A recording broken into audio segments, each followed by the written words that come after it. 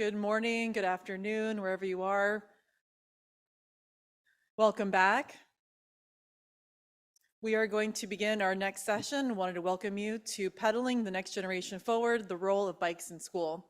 My name is Freeman, and I'm the Riding for Focus Program Manager here at Outride. I'm very excited to be here with you here all today and excited to ride my bike. I don't know about you, but I'm ready to get some physical activity in for the morning.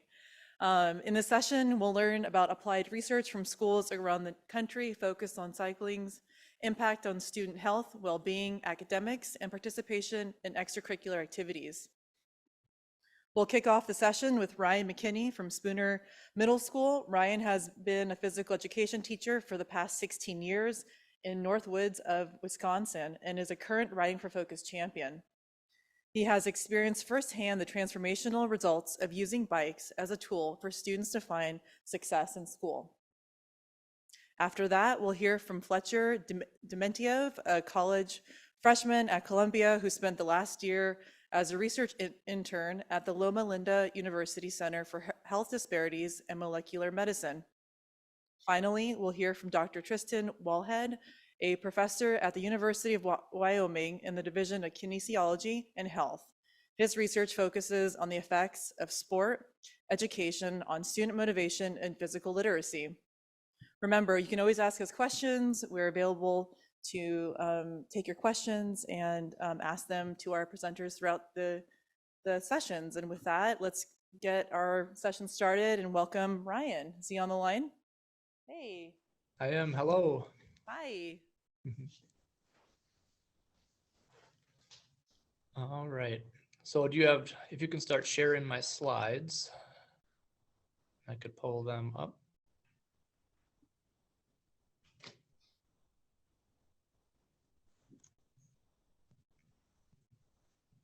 Okay, so hi everyone. My name is Ryan McKinney, and I'll be presenting on how our school uses outdoor physical activity, mainly biking, as an academic intervention. Next slide, please. I've been teaching physical education for the past 15 years. I'm also Riding Focus champion and Outride Fund partner.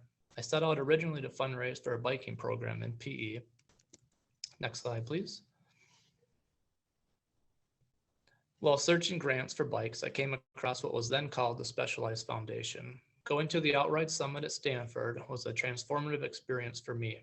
Hearing neuroscientists present on improved attention and mood after riding was very intriguing. During that same year, I had a well-meaning principal who told our staff, if it's not related to math or reading, it's potentially on the chopping block. At the same time, we had our first mountain bike after school club, where a parent told me how much more alive their child was in the evening on the days he had biking, and how she wished that he could have it every day. I began to piece these things together and wondered, what if we could use bikes during the daytime in a strategic way to help students find success? So I made a presentation to our school team, and they were on board to do a study. Next slide, please.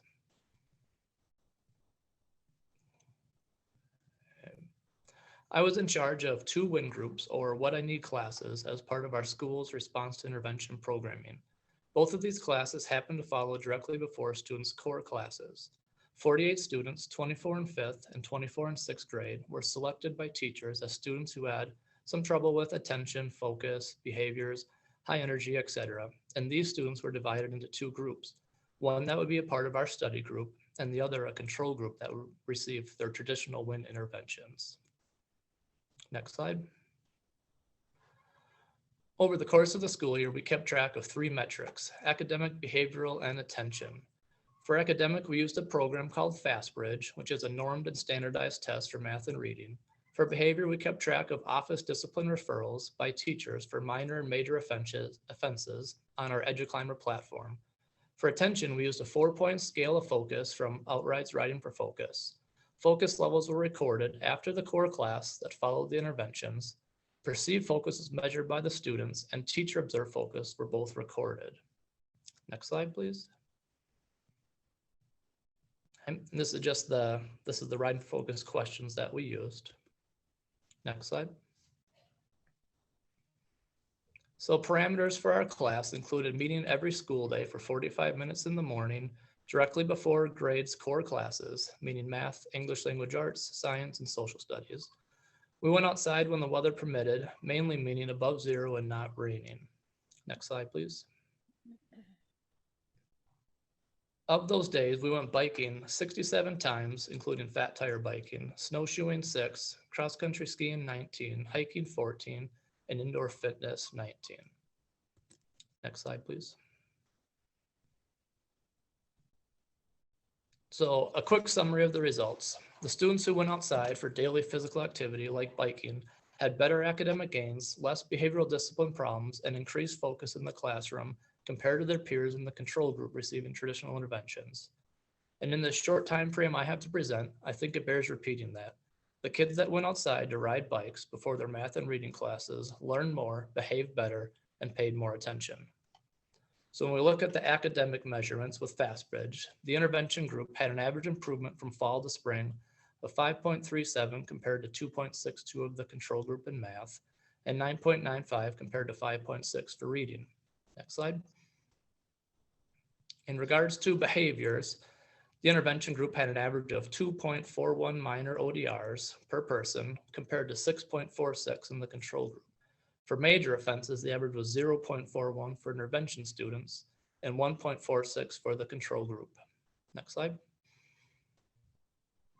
For attention, the average score for the year for students in the intervention group was 3.45 compared to 3.09 for the control group in perceived focus. Teacher observed focus was 3.41 for intervention students and 2.52 for the control group. And remember, 2 meant kind of focused, 3 meant mostly focused, and 4 meant very focused. Next slide. An interesting piece to this study was 2 students who chose to leave the class in December after not enjoying the winter cold and going out to exercise in the morning. 2 students is obviously too small of a data piece to draw any conclusions from, but interesting to note nonetheless. Student A's focus in the class dropped from 2.63 in the fall semester to 1.79 in the spring while not participating in the group. Student B went from 2.92 in the fall with the intervention to 1.73 in the spring. Next slide. Student A's office discipline referral skyrocketed from 1 minor and 1 major in the fall to 20 minors and 6 majors in the spring. Student B went from 0 minors and majors while in the intervention group to 0 majors and 4 minors while out of the group. Next slide. One of the most intriguing pieces of the data was when I narrowed in on looking at students' math scores on FastBridge who went to math class directly after win time and reading scores for students who went directly to ELA after win. Of students in this study, 8 intervention group students and 7 control group students went directly to ELA. From the control group, 3 came from enrichment class, 2 came from a targeted group, and 2 came from a tier 2 intervention. The students in the intervention group had an average improvement of 12.25 compared to the average improvement of 4.14 from the control group. 5 intervention group students and 6 control group students went directly to math. The control group average improvement was 1.33, whereas the intervention group average improvement was 9.2, a dramatic difference even compared to the overall results. Next slide, please. I wasn't a big data guy before this study, but there were several other aspects of this class that just felt right. One student said about this class, "Writing helps me to concentrate in class. I look forward to win class because it gives me a sort of escape." Next slide, please. Another student said, "When I'm on a bike, I feel exhilarated. I love the wind pushed against me. The freedom I feel is my favorite part." Next. And yet more intangibles from the class. 3 students joined our mountain bike racing team the following season who had no previous involvement in sports. Parents reporting to me how much of a lifesaver the class has been and the better their son is for it. Students reporting it's their favorite part of the day, etc. On a personal note, I noticed the positive mood I felt after class, and my seasonal affective disorder was never better than that winter. Next slide, please. To quote speaker Dr. Brad Johnson, "We spend millions to implement research-based practices, but we ignore the extensive research that shows how play, recess, and physical activity can help improve focus, self-regulation, and on-task behavior, as well as academic achievement, interpersonal skills, and mental health." Next slide. So what are some takeaways from this study? Next slide, please. Decades ago, daily PE was the norm. These days, only 4% of elementary schools, 7% of middle schools, and 2% of high schools have daily PE. If you are related to the field of education, where does your school fall on the scale compared to the daily recommended shape guidelines for PE? Next slide. But maybe your school can get more creative and incorporate something similar in their programming. Most schools have some sort of academic support or response to intervention, but it's usually always strictly academic in nature. Why not try incorporating physical activity for students who need it? The timing piece is critical. It should be directly before classes where attention is an issue for maximum results. Next slide. Your school could do several different types of physical activity interventions, including jogging and strength training. Biking works best for our students for a few reasons. We're fortunate and blessed to have access to bike trails next to our school. I mean, we ride mountain bike trails during the school day. How sweet is that? Second, kids like equipment and manipulating objects. Riding a bike is more of a thrill factor than going for a run. But there are also other factors I believe that help, including the rhythm of the pedals, keeping a cadence, wind in the face, and all the executive functioning skills that are being used. Next slide. If you want a bike at school, what are some available options? Are you fortunate enough to have trails nearby? Do you have an athletic track or safe sidewalks? Or can you possibly build a mountain bike park right in your school grounds like we did? Money is obviously a factor when discussing securing a bike fleet or building a bike park, but it is possible. Over the last 4 years, I've raised $139,000 in grants, awards, and donations for these PE items, including bike park and bike fleet. But if your school believes in helping provide tools for students to succeed, can they find room in their budget to do so? What's the average amount spent annually on technology devices and other forms of curriculum, etc.? Next slide, please. To close, I learned this stat from a doctor friend of mine, and I thought it relevant. It takes hospitals and clinics about 17 years to adopt a practice or treatment after the first systematic evidence shows it helps patients. Research about the effects that exercise has on the brain and mood has been out for decades. The groundbreaking book Spark, The Revolutionary New Science of Exercise in the Brain, which comprehensively explores the transformative effects that exercise has on the brain, first was published almost 15 years ago. The time is now to put evidence-based practices into motion to schools to help students help them what is really for best. So thank you. Next slide. Is there any questions? Ryan, fantastic. We have a bunch of questions for you and only a couple minutes, so we'll try to get them going. The first one, Okay. The data you presented is really powerful. What else can you tell us about the students' experience with biking that the data might not show?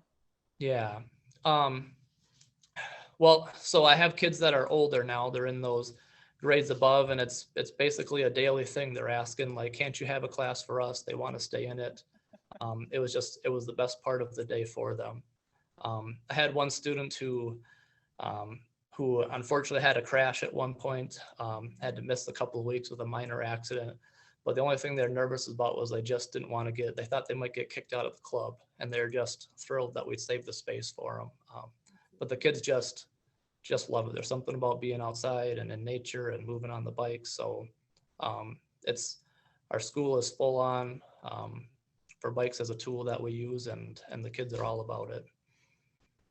Secretly, I want to know the principal, what was their opinion after you presented the data? Your program obviously wasn't on the chopping block. Yeah, so that one, they're not our principal anymore, but they're really proud of the presentation and the results. And so they're a believer.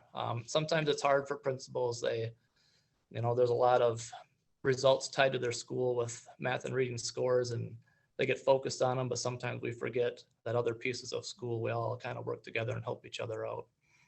Yeah, let me sneak another question in. Speaking of admins, educators in the audience are asking for data for their admins. Are you going on a cross-country tour and present these findings to school districts? Yeah, so in 2 days, I'm presenting at the Wisconsin State PE Conference. And then I'm hoping to speak at further events down the road. And so I'm definitely open to it. And I'm also willing to share, I have to redact names obviously, but I'll share that data with people who are interested in presenting to their school boards and administration. Fantastic. I could ask you 10 more questions, but I think it's time, Ryan. Thank you so much. Yep, thank you.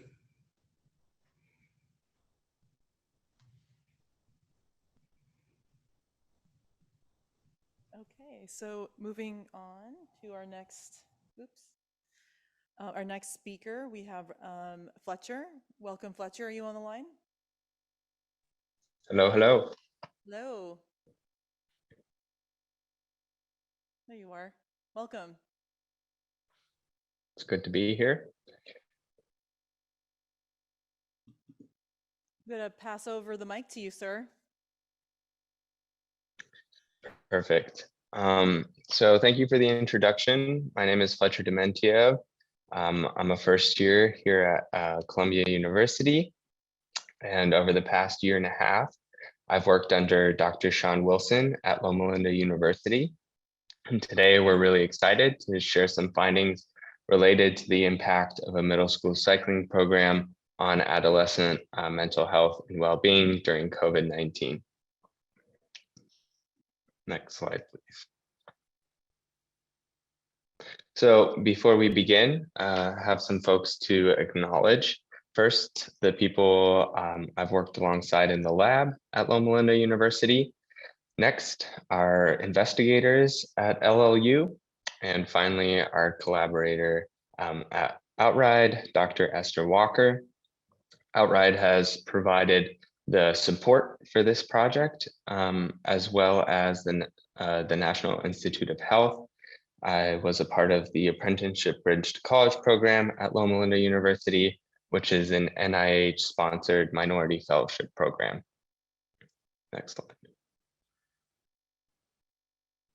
I would also like to acknowledge that all of the data that we're going to be presenting today comes courtesy of Outride in the Ride for Focus program, which is an introductory cycling program for middle school students. And so we're grateful for Outride, to Outride for their collaboration. Next slide. So 1 in 6 school-age children are diagnosed with mental health disorders. This has been exacerbated by the COVID-19 pandemic. And we know that adolescent psychosocial well-being is impacted by non-modifiable and modifiable factors, things like a student's demographic information, their race, their gender, their socioeconomic status, and also some of their behavioral choices, how much sleep they're getting, how much time they're spending on screens. This sort of figure is pretty representative. This is Chicago during the COVID-19 pandemic, where 44 out of every 100 children reported a mental health concern. Next slide. So we're obviously aware of the health benefits of cycling, and thank you to Mr. McKinney for an awesome presentation encapsulating a lot of these health benefits. We wanted to specialize on, specifically focus on the stress relief and finding ways to scientifically quantify how cycling reduces stress in students. So next slide. This led to a development of our aims, which were, does participating in the Ride for Focus program associate with an increase in psychosocial well-being for students? And at the same time, is there a decreased relative risk of developing psychological impairment for students who may be at higher risk due to some of those risk factors I mentioned earlier? Next slide. So the data was collected by Outride and cleaned. There were 2 surveys. One was given to participants before the Ride for Focus program, and one was given out after the Ride for Focus program, about 6 to 8 weeks was the average length. That data was then sent over to us at Loma Linda through a transfer agreement. Our first job was to understand the 2 mental health metrics that were incorporated into the surveys. The first of which was the PSC-17Y, which is the index of general psychosocial well-being. And the second of which was the WHO-5 metric, which is an index of depression. Once we understood those 2 metrics, we began statistical analysis to determine how different student groups responded to the Ride for Focus program. Next slide. So the first thing we looked at was the primary effect of the program. So on the y-axis, we have the WHO-5 scores and the PSC scores, the two metrics that I mentioned earlier. On the x-axis, we have the bar columns that represent the average WHO-5 and PSC scores before and after the intervention. If we look at the WHO-5 score graph first, there's a dotted line at 50 that represents the critical cutoff. Scores below 50 indicate increased risk for depression. As you can tell, there was a significant increase in students' well-being scores as a result, as a result of the Ride for Focus program. Moving on to the PSC graph, this scale is actually inverse to the WHO-5 in the sense that lower scores are better. The dotted line at 15 is also a critical cutoff, above which is an increased risk for psychological impairment. And as we can see, student scores decreased by a significant, average scores decreased by a significant amount, revealing a general improvement in psychosocial well-being. Next slide. So after analyzing the primary effect of the Ride for Focus program, we wanted to look at outcomes based on risk factors. And the way we were able to do this was through a relative risk assessment. So we would stratify groups, for example, males and females, and look at their tendency to be at risk for psychosocial impairment. Here on the x-axis, we have, again, the WHO-5 and the PSC. So according to both metrics, we see that female students were at a heightened relative risk above 1.0 when it came before the intervention at baseline. Next slide. So after we were able to complete the same analyses after the program, and we saw a trend, particularly in the WHO-5 data, towards a 1, meaning that there's an association between the Ride for Focus program and a decrease of relative risk of females when compared to their male counterparts. So effectively, we're seeing the start of a trend towards the closing of the gap in the psychosocial well-being discrepancy between male and female students. Next slide. This was another factor that we looked at, students' racial identity. Our non-white students were at a heightened risk at baseline before the intervention program. And after the intervention program, we see an association with of students with a shift towards 1. Again, this is positive news. Our non-white participants did experience perhaps some movement towards a reduction of risk when compared to their white counterparts. So this sort of analysis was done for a number of different risk factors. Fortunately, we don't have time today to go through them all, but from these analyses, we were able to come up with a few sort of broad conclusions. Next slide. The first of which is that there was a general increase in psychosocial well-being for all students. The next is that there was particularly an increase in psychosocial well-being for students and those who are already highly active before the program. The Ride for Focus intervention seemed like a great supplement.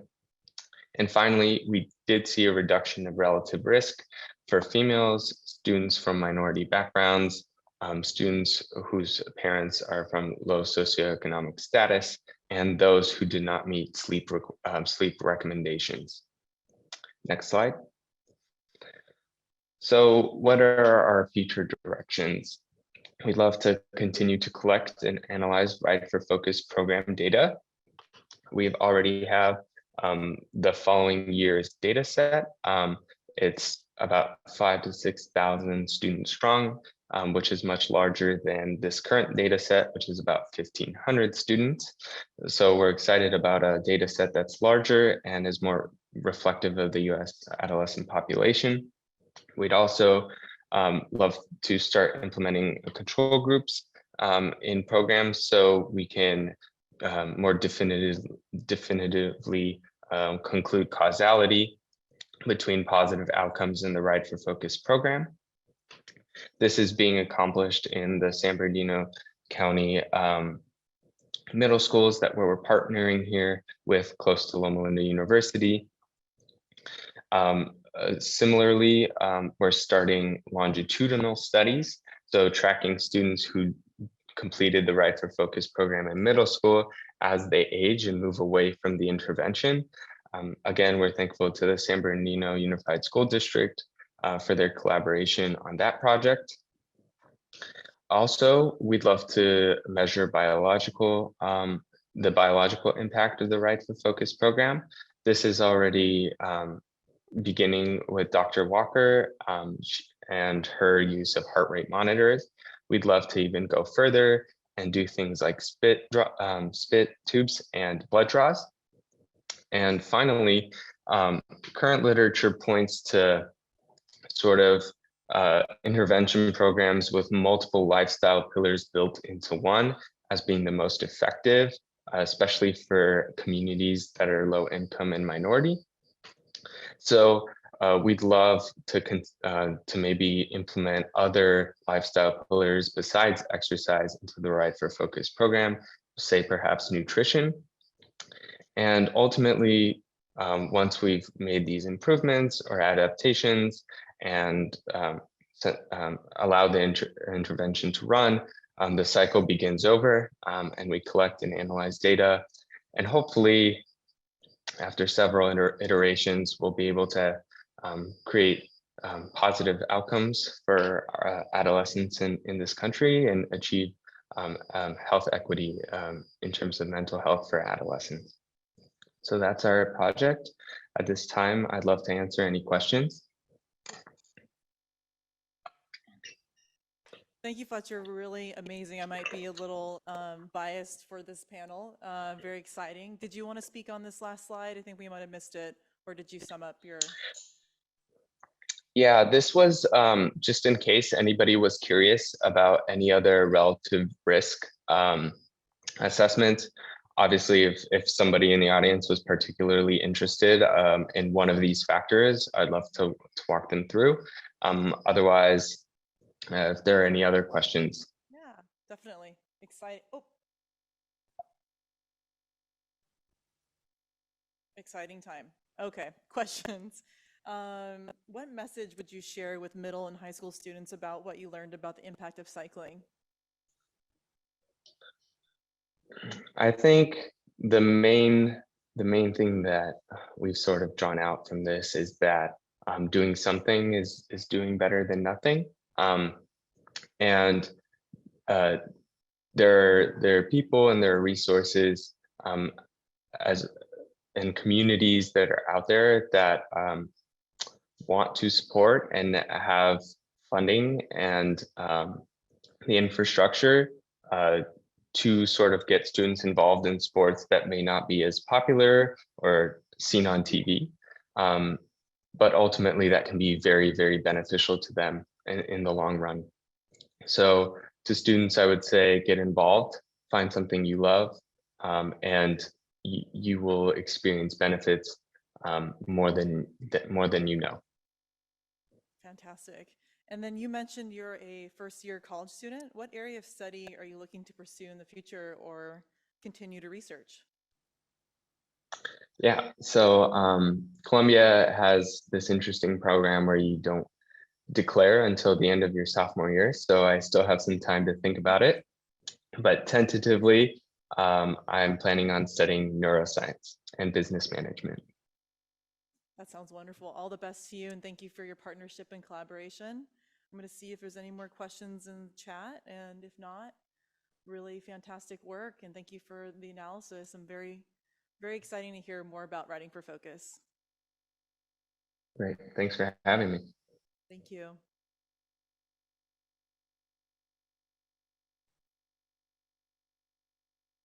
Okay, up next, excuse me, we have Dr. Tristan Wallhead from the University of Wyoming. Are you on the call, Dr. Tristan? Hi, welcome. Hi, welcome. Thank you. You're welcome. I'm going to pass over the mic to you, sir. Thank you. And welcome to everybody. Sat in Laramie, Wyoming, and so I'd like to make a start on my presentation.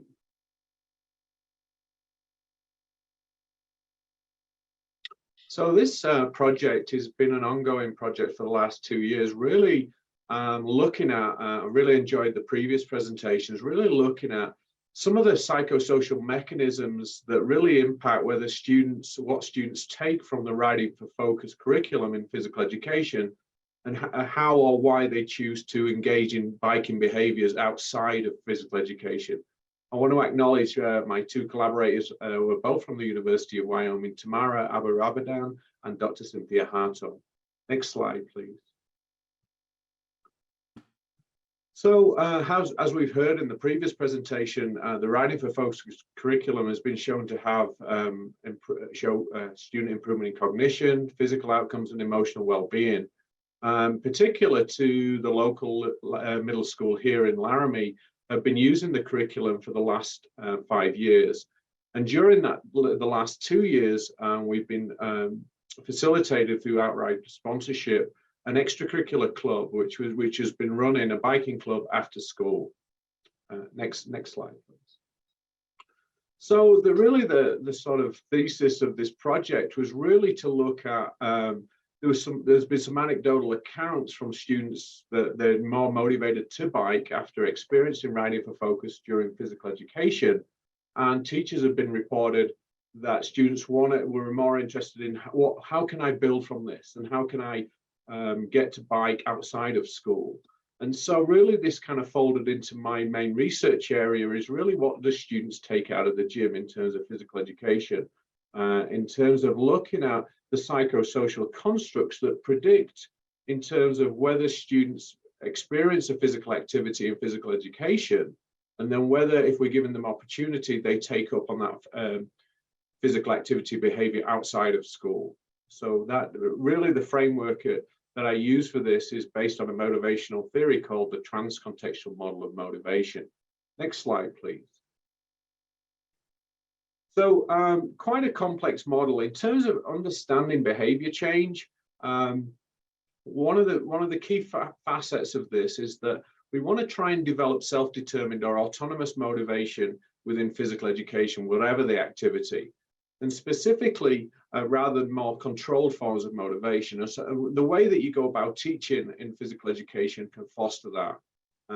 And so the idea of this model is that if we can develop more self-determined or autonomous motivation in PE in our students, that it's likely to transfer to different contexts. In this case, from a biking program in PE to biking outside of physical education programming. And then what happens is through this model is that the autonomous motivation is increased and transfers to the leisure time context or extracurricular context. But how does that manifest in actual behavior change? And so according to this theoretical framework, the motivation is important, but it's obviously mediated through what we call these behavior regulation mechanisms, which is really, how does that manifest in terms of having a positive attitude to that particular form of physical activity behavior? What are the subjective norm expectations around that behavior? In other words, what do significant others that surround those, for example, middle school students, think about that middle school student biking in their leisure time, and whether that's peers or teachers or parents? And the final sort of regulator is what we call perceived behavioral control. In other words, do the student have the resources to enact that behavior? That can be in the form of, do I have a bike? Can I access the club? Or do I feel competent? So that resources can be sort of perceived or real. And then one of the strongest predictors of actual behavior in extracurricular time is really their intention. Do they intend to adopt whatever that physical activity behavior is? And in this study, really, we're looking at the manifestation of biking outside after school or going to or from school. Next slide, please. So the main purpose of this study is really to, I presented on some preliminary data last year at the Research Summit, but really over particularly this last year, we've been able to really try and test that model more effectively with our sample size. When you have a complex model like that, you require some a reasonable sample size to sort of warrant the validity of the model. And so really what I'd like to just talk about in the next few minutes is really, what are those mechanisms of change? What direct relationships have really emerged from that model to explain why students, if they enjoy and are motivated to bike through the Riding for Focus program, what will predict whether they whether they adopt biking behaviors in an after-school setting. So that was the kind of main thesis. Next slide, please. So this data I'm going to talk through is really from 203 middle school students at one middle school in Wyoming. Predominantly it's a white Caucasian population in Laramie. The Riding for Focus curriculum that was offered, we have a significant winter here. And so really we tend to do biking at the beginning of the fall and the end of the spring. And it's usually for 3 to 4 weeks. And during that time, we're offering the after-school biking club that goes along with that PE intervention. Students for this data form was predominantly through surveys that really that were designed to get at the constructs embedded in that framework that I've just explained. Next slide. Wow, this is a really complex model, but really I want to pick out the colors and really to talk through really what does this tell us about this whole idea of transfer, which is really the goal of physical education is students take that behaviors out of the gym, and why do they do that? And so specifically what we've seen with some important relationships thus far with this sample is that the Riding for Focus develops more autonomous than controlled forms of motivation in PE, and that's that first yellow box. That's an important facet of any physical education experience if we want to get students motivated to engage outside of the PE setting. And so an important predictor there is called a beta. It's a predictor variable. That autonomous motivation transferred to their motivation to engage in biking outside of PE. That's an important facet of the model. And then the main pathway is through the yellow sort of blocks there.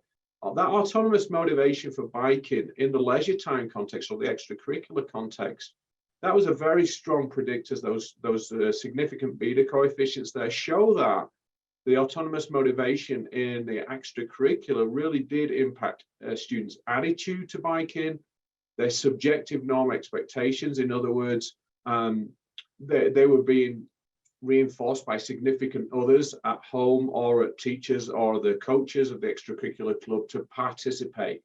And then the last one is that the autonomous motivation also was predicted perceived behavioral control. In other words, the students perceived that they had the resources to engage in biking. Now, part of that could have been to do with us offering the extracurricular club, the after-school club, but it also could have been, remember this cycling behavior measured here could have been them biking to and from school, then biking at weekends with their friends or family. And so what we saw was that transfer, and then the whole idea that autonomous motivation really does predict those three behavioral regulators of intention. And always there's a strong relationship there. And those R-squared values is what we call explained variance in the phenomenon. And so, for example, intention, we see that subjective norm was the most powerful predictor of students' intention to bike. What is that saying to us with middle schoolers?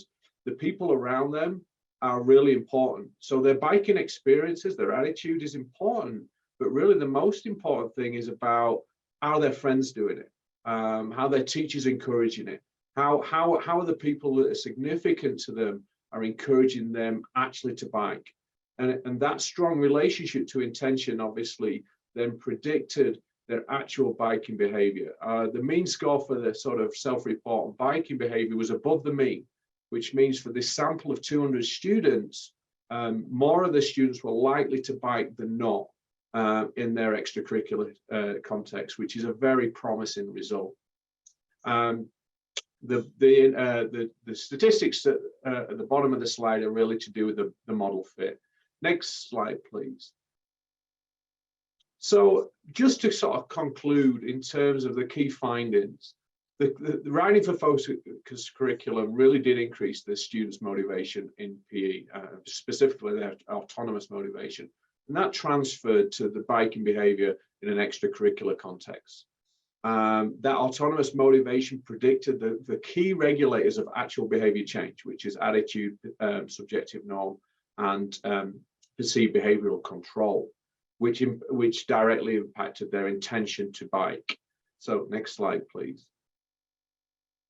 Again, importantly, within the leisure time or extracurricular context, the expectation of others in that environment, whether it's their friends or the teachers, is really an important predictor of whether they're going to go to the club or whether they're going to get on their bikes. The one thing we need to do a little bit better and improve for, and in the spring, what we're going to do is really look at the students that attend the club and really do more of a qualitative inquiry in terms of understanding their specific reasons for that intention to action phase. If they intend to bike, what actually is the most important reasons why they come to club? We have a secondary study that we're just finishing up the analysis of, where it was a gender comparison. And what we've seen over the last 2 years is initial bike club attendance was very male dominated. And what we've done is introduced, particularly in the club, some different intervention strategies, like we have a girls only night. And so we've really tried to increase the amount of girls that are participating in middle school, and they tend to come in social groups. And so we really need to sort of make a deep dive from a qualitative standpoint in terms of understanding that subjective norm and how it actually manifests, and particularly for girls, their willingness to engage in the biking program. One anecdotal evidence that we're going to work on, we had this last club in the fall, which was just this semester. We had actually 2 students who were quite autistic, and they brought their paraprofessionals to the club, which was phenomenal. We haven't seen that before, and we would like to get a deep dive into that too, in terms of what is it about biking that formulates these kids who really would never participate in extracurricular sport opportunities. What is it about biking that enables them to want to participate? It's volitional behavior. And so thanks for your time and listening to my presentation. Next slide. I'd like to thank the support of Outride Specialized Foundation, and specifically the work of the Laramie Middle School PE teachers, who have done such a phenomenal job in getting the PE, the writing for focus curriculum, but also the teachers who are running the extracurricular club, who are doing this on a voluntary basis. So thanks for your time. Thank you, Dr. Wallhead. I second that. For the champions and the teachers like Ryan who are out there implementing the curriculum, and the champions of our program, we couldn't do it without all of them. But thank you again for your partnership and the collaboration, the analysis. I'm 100% jazzed to hear more, second year in a row, about your research and here at the summit. So thank you for coming. I'm going to field some questions before I ask you my own personal questions. Sure. Very exciting. Great talk. So you mentioned subjective norm was the most powerful predictor. I had questions about that too. So fascinating. If their friends and teachers are encouraging it, it predicts biking behavior. So what recommendations would you have for schools to put finding into action? Yeah, that's been definitely a growth area. Really, you'll see with other sport behaviors that subjective norm is not always a stronger predictor. So this has been, I've done several studies with different types of physical activities from PE to extracurricular, but the biking one is an interesting one. And I think we've started talking to particularly the girls. We were struggling with our numbers were good for the club, but really the girls came with different we have a trail system. Wyoming's quite outdoor. We have a trail system relatively close to the school. But their biggest motive for coming to the club was biking with their friends. And so the boys tended to report, why would you come to the club? Because, they wanted to do the technical aspects of biking on some of these trails. And so really, I think we promoted, and I think it gets to this subjective norm. We need to deep dive a little bit more into this in creating these peer groups, and particularly for females, this has been really important in terms of how do we get them to actually come to club? And I think it's peer group opportunities, and particularly for girls, they would rarely come by themselves. And so I think because their motives for engaging in that were predominantly on a social context. I think there's some other factors. The type of students, for any of you that know middle school sports are always going on after school, so we're competing with, to some degree, with some other activities. The kids that come to bike are not the kids that generally are doing team sports. And I think that's very encouraging, because these are the students who often we saw in an earlier presentation, dropout rates, particularly in adolescents, as this sort of the sport model grows, the varsity sport model grows in schools. But what if kids are not into team sports? What's their outlet? And so I think that's been encouraging, and the type of kids that come to the sport club and their reasons for coming are really about the social environment and the peers and probably the teachers who are encouraging their participation. That's fantastic. Maybe we'll learn more next year when you come back and speak more about your qualitative research, but I will stay tuned here on the chat. How do you think these findings would extend or not extend to other types of schools across the country? Maybe specifically thinking about urban or rural, less weather, more weather, infrastructure, things like that. Yeah, and that's a great question. Wyoming has that outdoors, and I noticed on a previous presentation, having the trails is important, but actually most of our curriculum time is spent on campus. So we still do a good amount of biking on campus. What transfers, we're at a disadvantage in that our winters are cold and long here. And so we're restricted a little bit with our use of the bikes. And so I think I've just started a project with a second middle school who's in a different area of Wyoming, and they're not as gifted with the trails. And so we've had to be a little bit more creative, but the students want to get off campus. I think that's important, whether you're in whatever context you're in. Is there an opportunity to get off campus when you're doing the club? And two, and then it would be nice if we could use the bikes more often. But again, we're constrained, probably unlike some other areas of the US, in terms of the weather limitations. And so I think building the social network is important if you want to formulate a club, but then also maximizing. Can you give some? I'm going to call it adventure activities or adventure experiences by getting kids off campus with those riding opportunities, particularly to some degree in PE, but also in your extracurricular club opportunities. I think that's been a formulation that we've evolved over the last couple of years. Mm-hmm. Wonderful. Can you speak more about your bike club? Are the leaders of the club male or female? Curious to understand how maybe role modeling affects participation at your school. Yeah, another great question. Yeah, and that's it isn't the PE teachers that are actually leading the club, which I think's interesting. Often, with these initiatives, we could have easily had the PE teacher do that, but we've had teachers from different subject areas who are just passionate bikers.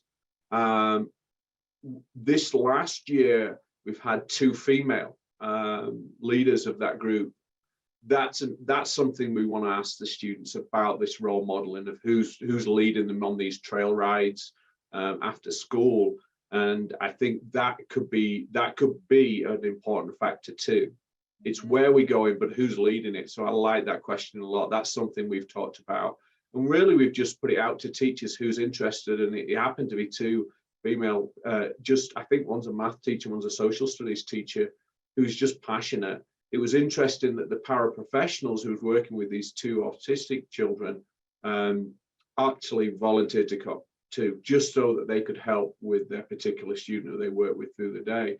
So yeah, the adults, it gets to that subjective norm. It could be peers, but it could be those particular role modeling adults that are involved in the club. Could be a huge part of that getting students from intention to action from the theoretical framework. Fantastic. We don't call them champions for no reason. Whether or not they're PE teachers is amazing. Can you talk about perhaps if the clubs are competitive or non-competitive, what that club culture is like in terms of competition? Yeah, not competitive at all. So what we do is we do a trail for whatever it's on a Tuesday evening, and we do set a trail, and they just, if they've got two coaches there, we call them coaches, they'll split off into, and the kids get to self-select what trails they want to do, what group they want to be in. But competition is not emphasized at all. And sometimes, and they offer sort of 2 trail runs, and then what pace would you want to go at, what particular trail run, and what technical demands. And so I think that's again evolved over time, but the competitive aspect is not there. And again, I think there is an appeal to that from this population who have maybe turned off from team sport participation. Biking gives them something a little different in terms of an experience. That was my next question. So in terms of attraction, you're suggesting perhaps students who are less inclined to compete are actually wanting to engage in the club. Would you say that? Yeah, I think there's some males that absolutely want to test themselves, I think, on some of the technical aspects of some of the trails, but it isn't, I don't think, about competing with other riders. I think it becomes them and themselves riding. And that's a very different emphasis to the way we've perhaps promoted other forms of sport-based activities. We're always competing against other people, whether it's other teams or other schools. And so it gives a different formulation, I think, for that experience that really captures, physical activity, but that cognitive engagement too, because there is some of the trails are technically demanding, others are not. And so I think giving that invitation to what the kids want to experience in the extracurricular club has, I think, maintained the stability and grown the club in terms of numbers over the last 2 years. That's fantastic. Can I ask 2 more small follow-up questions? Sure. If you were not riding out on the trail and perhaps on the pavement or the street, do you think you'd find more girls wanting to participate? I think there's room to examine that question. Yeah. Because of the peer group, through the framework, we've understood that subjective norm is really an important predictor of intention. And so capturing, whether it's about the technical aspects of doing an off-road trail, or whether you're just going out for a ride on a particular around certain area, if you're in more of an urban setting, really it's about who they're riding with, as much as about the technical aspects of the riding. And I think we've grown. When we presented our preliminary data last year, we adjusted then some of our strategies for promoting the after-school club based on that. And I think that's an important piece. Understanding students' motives for why they're doing, why they want to do this. That's how we design more responsive extracurricular provisions. So. Fantastic. And one more question. In terms of the curriculum and the skills that you are all teaching the students, is there a systematic and intentional skill instruction apart from Riding for Focus, or are you solely teaching Riding for Focus, which is basic cycling handling? What are you guys doing for the club? We predominantly follow the Riding for Focus curriculum in terms of, some of for those folks, teachers that have used it. And then what we do is, for the club, we'll talk about some more technical aspects of going downhill over rocky terrain, etc., and how you use sort of shifting and braking. So there is an extension of that, more particularly in the after-school club than necessarily in the PE. Although we do go off campus occasionally in the PE curriculum, and then we do our dealing with a little bit more. We extend some of the Riding for Focus technical aspects within the curriculum, but it's predominantly following the template that Outride have put together for that curriculum. Well, I can't wait to book my ticket and come out and see and ride with you all in those 4 weeks. So thank you so much for your time and for speaking on behalf of your program and your data collection and analysis. Thank you so much. Thanks for having me. Appreciate it. Yeah. Thank you all for an inspiring and informative session. It's now time to break for lunch. We're here in Pacific time. Please, we encourage you to get up, move around, maybe go for a short little walk around the block, and we'll resume here at 12:45 p.m. Pacific time.